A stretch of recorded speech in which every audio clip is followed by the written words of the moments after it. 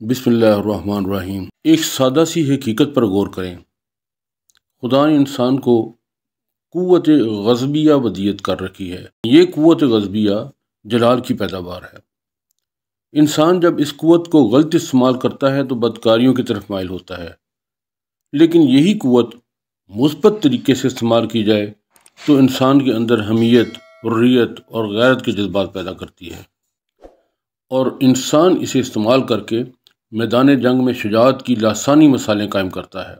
قوت غضبیہ کے ان دو مظاہر میں زمین آسمان کا فرق ہے، لیکن قوت ایک ہی ہے، اور یہ آگ کے بھڑکتے شعلے کی طرح ذات باری کے جلال کا عکس ہے، اور اس کی ذات نے اس کا انحصار انسان کی ثوابدید پر رکھا ہے کہ وہ اس پرتو جلال کو کہاں، کب اور کیسے اور کس طرح استعمال کرتا ہے۔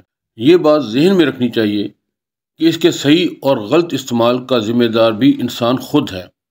اس پرتو جلال کو اگر قوم اور ملت کے دشمنوں کے خلاف میدان جنگ میں استعمال کیا جائے تو انسان غازی، مجاہد یا شہید کا اعزاز حاصل کرتا ہے، لیکن اسے کمزوروں اور محکوموں کے خلاف استعمال کیا جائے تو استعمال کرنے والا ظالم کہلاتا ہے۔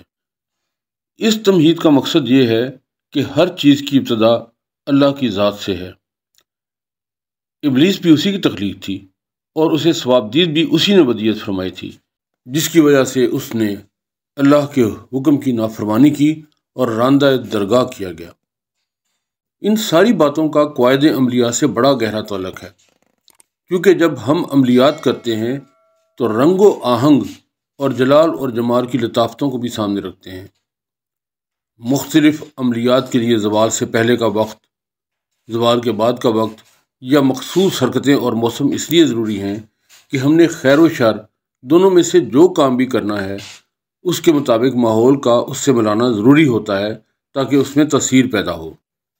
اور یہ وہ مقام ہے جہاں آ کر اکثریت کو ناکامی کا منہ دیکھنا پڑتا ہے، اس لیے کہ وہ وظیفے یا عمل کی نوعیت کو مخصوص زمان و مکان سے مربوط یا ہم آہنگ نہیں کر سکتے۔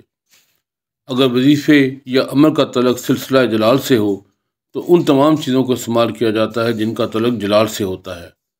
اسی طرح اگر مسئلہ سلسلہ جمال سے متعلق ہے تو اس کے لیے اسی طرح کی فضا پیدا کرنا ضروری ہوتی ہے۔ لوگوں کو ناکامی اس لیے ہوتی ہے کہ وہ اس نقطے کو نہیں سمجھتے کہ صحیح کام کو صحیح وقت پر سر انجام دینا چاہیے۔ آپ نے دیکھا ہوگا کہ مرشد کامل اپنے مریدوں کو ورد وظیفہ بتا کر وقت بھی بتاتا ہے کہ ایسے وقت ورد وظیفہ کیا جائے۔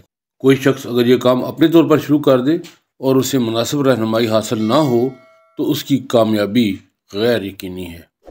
یہ جو عمل ہے یا یہ جو سلسلہ ہے، یہی ہے مخفی قوت کی بیداری کے اصولوں میں سے ایک اصول۔